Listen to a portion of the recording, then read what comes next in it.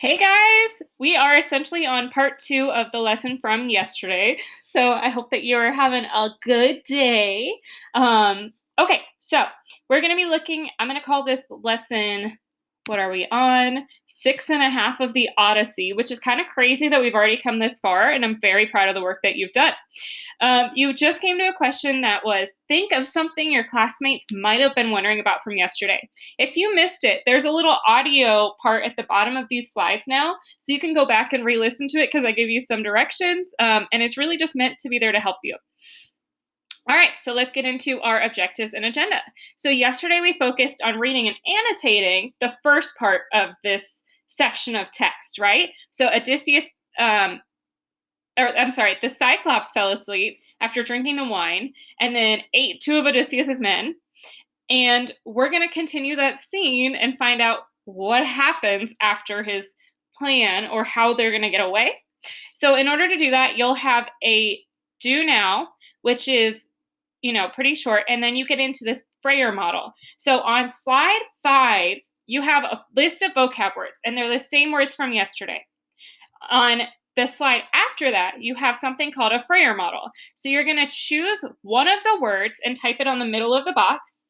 And then you'll have to give a definition of the word. You can use Google for this, a synonym or a similar word, an anonym, so a word that means the opposite, a picture. So again, you can hit, insert. We're going to see how this goes. You can draw your own picture, is what I mean. And then a sentence. So you'll use it in a sentence by using that typing tool. Cool. Well, in just a little bit, you'll start from lines 415 and you'll go all the way to 473, really focusing on how does Odysseus manage to get away from the Cyclops, Polyphemus.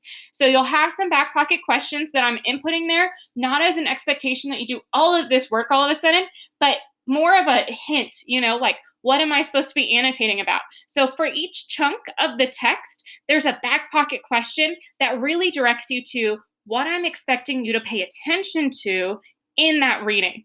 And then on all those annotation pages, there's a little bottom button that has the reading built in. So it's no longer going to be on its own slide. Today, we're really focusing on the Padlet. That's how you're going to earn your 4. If your name has been showing up as anonymous, last Tuesday and Thursday, I linked in a video showing you how to sign up for Padlet. If you still don't understand or it's still not working, I need you to come to office hours because we are really going to be focused on replying to each other on today's Padlet. And I'm going to really be looking for that in the text and in your work for today. At the very end, you're going to have most important takeaway from today's lesson instead of the 4 squares. So you'll have your normal exit ticket and then just that 1-minute quick summary type of thing. So I'm excited to see what you guys say. And again, there's like audio on almost all of these slides. So look for that button down at the bottom, okay? All right. I will be doing a review session over this during office hours. It's not mandatory, of course, but if you can make it, come because I can help you. I can answer any questions.